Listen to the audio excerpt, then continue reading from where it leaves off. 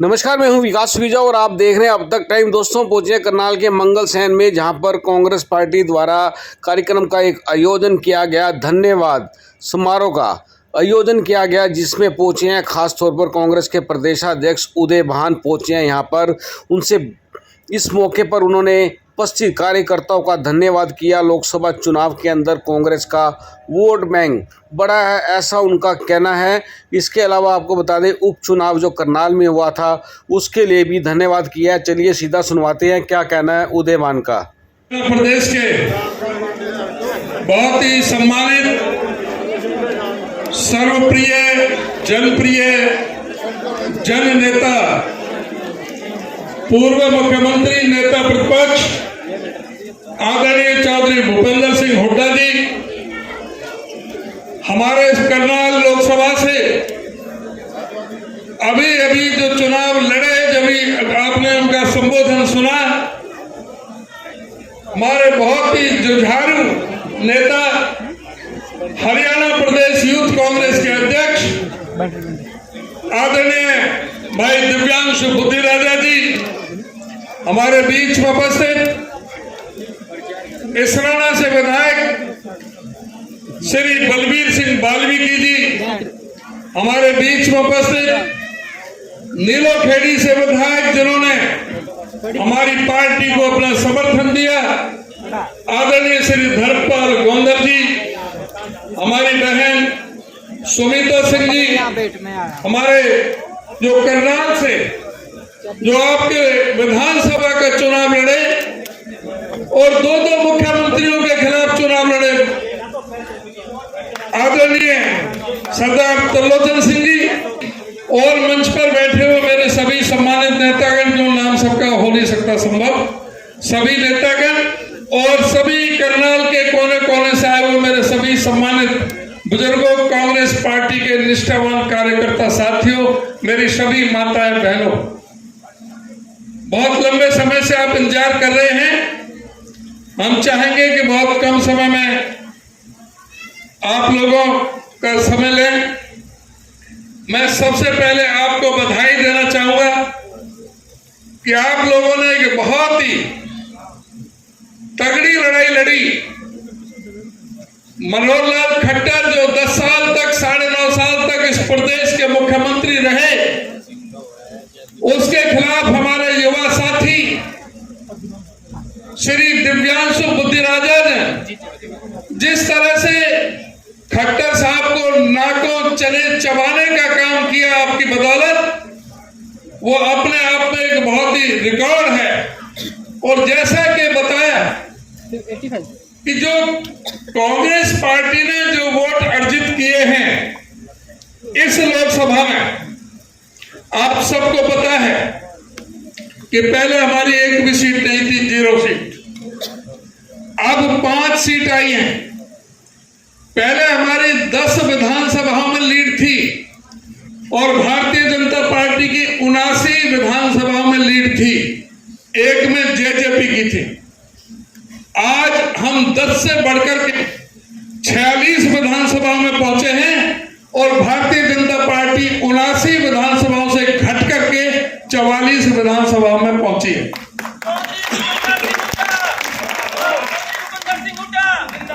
Bharatiya Janata party का 2019 का जो मत प्रतिशत था, जो वोट शेयर था, वो 57.7% था और कांग्रेस पार्टी का 28.2% था। 29% वोट बीजेपी की ज्यादा थी। आज हमने 19% की बढ़ोतरी करके 47.6% और वो 57.7 से घट करके 46.1%। उनसे वोट शेयर भी हमारा 1.5% ज्यादा रहा है, उनका 11.5% घटा है और हमारा 19% वोट बढ़ा है। और सबसे बड़ी बात यह है, लोकसभा की बात छोड़ो, 90 विधानसभा है प्रदेश के अंदर 90 के 90 बड़ा है। हर विधानसभा में हमारा कांग्रेस का वोट शेयर पहले से ज्यादा मिला है हमें। और इसी बात का प्रतीक है कि आपके करनाल लोकसभा में भी आपने पहले से डबल वोट दिए। ठीक है, चुनाव में से हार गए जैसे कहा, लेकिन हौसला कम नहीं हुआ। और आप सबने जिस तरह से मिलकर के लड़ाई लड़ी वो बहुत पूरी काबिले तारीफ है।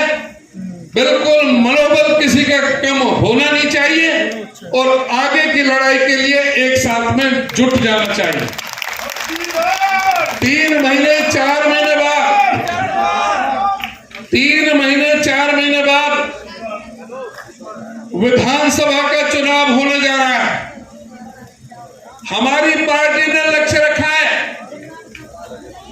कि जब हम 10 सीट लेकर के 31 पे पहुंचे, अब तो 46 विधानसभा में है, तो कम से कम 70 सीटें हमें जीतनी है। 70 प्लस का हमारा टारगेट है।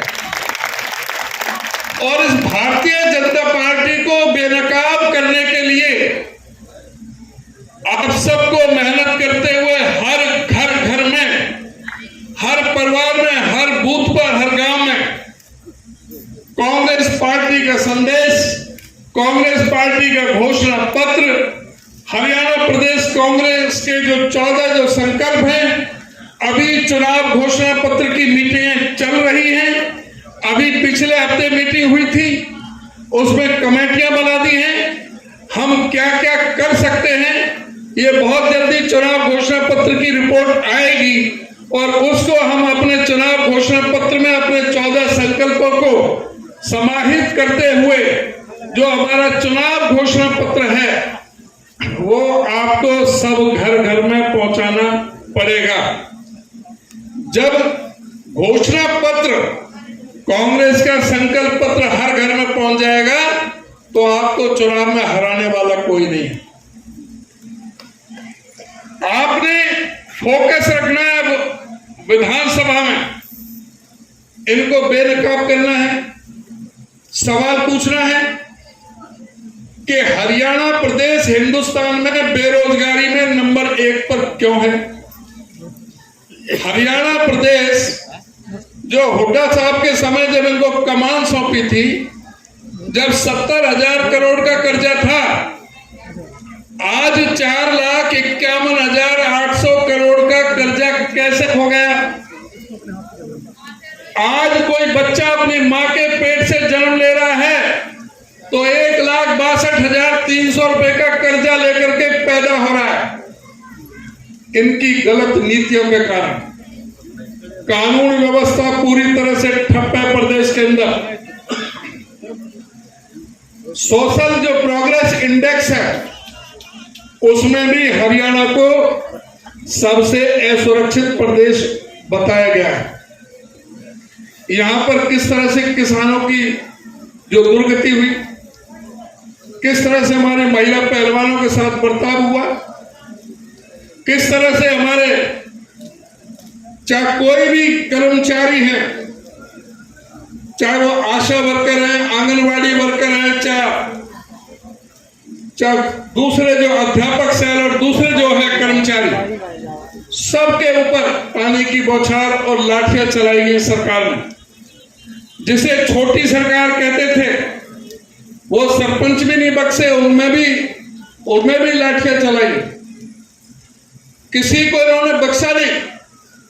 और हालत यह है कि गरीब आदमियों के खिलाफ इन्होंने बहुत एक षड्यंत्र साजिश रच के आज इनके मुख्यमंत्री कहते हैं कि हम 100-100 गज के प्लॉट गरीबों को दे रहे हैं। कौन से प्लॉट दे रहे हैं? वो प्लॉट जो हुड्डा साहब के समय के मंजूर थे, जो इन्होंने रोक दी। हुड्डा साहब ने स्कीम लागू की गरीब आदमियों के लिए 100-100 गज के प्लॉट की। 3,92,000 प्लॉट बांट दिए, आवंटित कर दिए, कब्जे भी दे दिए। कुछ प्लॉट जिनके कब्जे नहीं दे पाए थे, पाइपलाइन में थे। सरकार इनकी बदल गई, इन्होंने अपने चुनाव घोषणा पत्र के प्रश्न 13 के कॉलम 9 पर यह कहा था कि हम इस योजना को, गरीबों के 100 गज के प्लॉट की योजना को हम इसको लागू रखेंगे और शहरों में भी देंगे। और आते ही इन्होंने दलित, पिछड़े, गरीब आदमियों के गर्दन पर छुरी चलाने का काम किया और उनकी उस योजना को पूरी तरह से रद्द कर दिया। 9.5 साल हो गए, इन्होंने एक भी सिंगल प्लॉट किसी गरीब आदमी को नहीं दिया।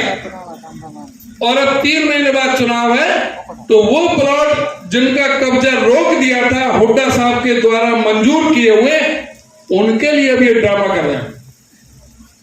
आज ये कह रहे हैं कि परिवार पहचान पत्र, प्रॉपर्टी आईडी, उसको सभी डीसीओ को आदेश दिए हैं कि इसको तुरंत सही करो।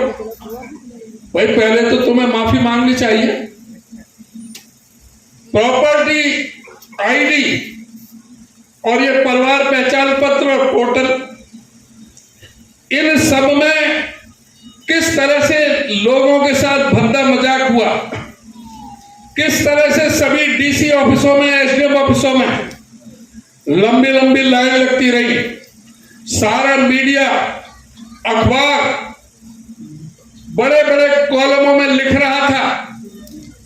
हम जैसे सारे विपक्ष के नेता चीख चीख कर चिल्ला रहे थे कि ये परिवार पहचान पत्र, प्रॉपर्टी आईडी, इसमें बहुत बड़ा घपला है। और अखबारों ने लिखा कि 90 से 95% इसमें गलतियां हैं, त्रुटियां हैं। लेकिन ये कान में तेल डाल करके सोते रहे, कोई इन्होंने ध्यान नहीं दिया। और आज जब इलेक्शन 2 महीना रह गए, हम ये कहना चाहते हैं कि जो इन्होंने प्रॉपर्टी आईडी और परिवार पहचान पत्र के लिए जो सैकड़ों करोड़ रुपए जो जनता का स्वाहा किया, जो एजेंसियां हारे, तो जनता से माफी मांगे कि उसके लिए कौन दोषी है। ये सरकार खुद दोषी है जिन्होंने इस तरफ ध्यान नहीं दिया। अब ड्रामा कर रहे हैं, अब ड्रामा कर रहे हैं, कुछ नहीं होना।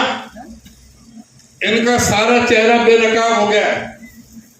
आज किस तरह से कौशल विकास रोजगार निगम को इन्होंने एक हथियार बना करके गरीब लोगों के अधिकार छीनने का काम किया।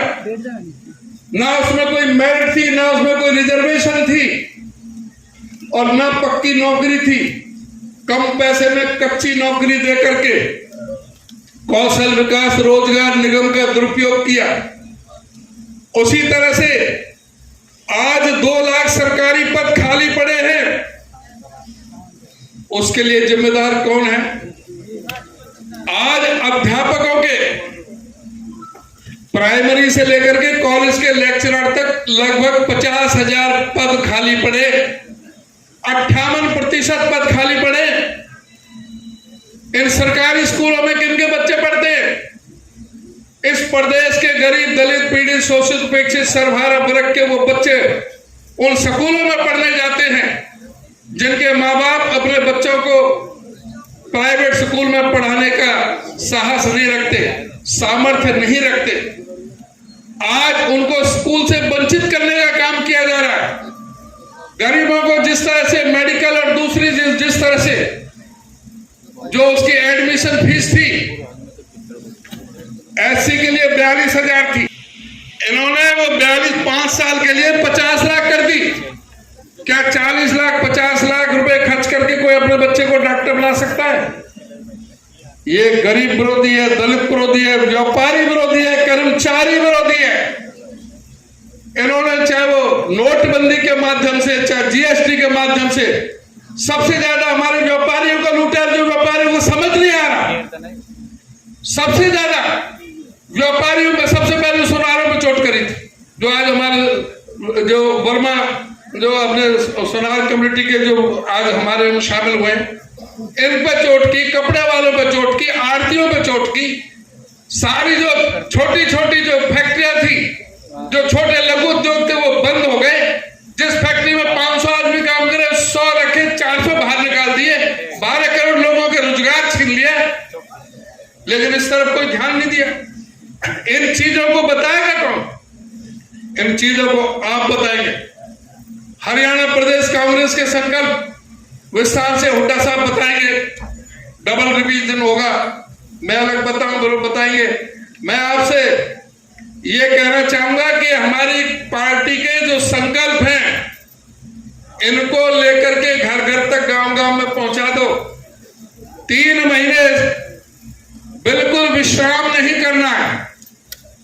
3 महीने पूरी तरह से आप लग करके मेहनत कर दो, सरकार आपकी 70+ सीटों से बनेगी। और जो कांग्रेस पार्टी ने जिस तरह से हुड्डा साहब ने राज चलाया, जो विकास के काम किए, चाहे 81.5 किलोमीटर की मेट्रो लाइन, चाहे 4 बड़े बिजली के कारखाने, चाहे 16 बड़ी इंटरनेशनल लेवल की यूनिवर्सिटी, चाहे 18 मेडिकल कॉलेज, चाहे 6 नई रेल की लाइनें, क्या क्या जो हुड्डा साहब ने जो काम करके दिखाया, इन्होंने सारे कामों पर पानी फेर दिया और सिर्फ भ्रष्टाचार का बोलबाला रहा। देश को प्रदेश को कर्ज के जाल में फंसा दिया। इनको सबक सिखाने की जरूरत है और आप सबको मिलकर के पूरी तरह से मजबूती के साथ इलेक्शन लड़ना है। इस करनाल में ही विधानसभा में उल्टे रिजल्ट आपको देखने को मिलेंगे। करनाल में मैं तो कहूंगा कि 9 के 9 अब हारे हैं, जब 9 के 9 जीतने का काम होगा। आप इन मुद्दों को लेकर के जाएं। इन्हीं शब्दों के साथ एक बार मैं पुनः सभी कार्यकर्ता साथियों का धन्यवाद भी करता हूं और आपसे आह्वान भी करता हूं कि आने वाला समय आपका है। 3 महीने 4 महीने मेहनत कर लो। आप सभी का बहुत बहुत धन्यवाद। और दिव्यांशु बुद्धिराजा को मैं बधाई देना चाहूंगा कि बहुत बेहतर उन्होंने इलेक्शन मजबूती के साथ इलेक्शन लड़ा और पानी पिला दिया था खट्टर साहब को। आप सबके सहयोग से आप सभी का बहुत बहुत धन्यवाद।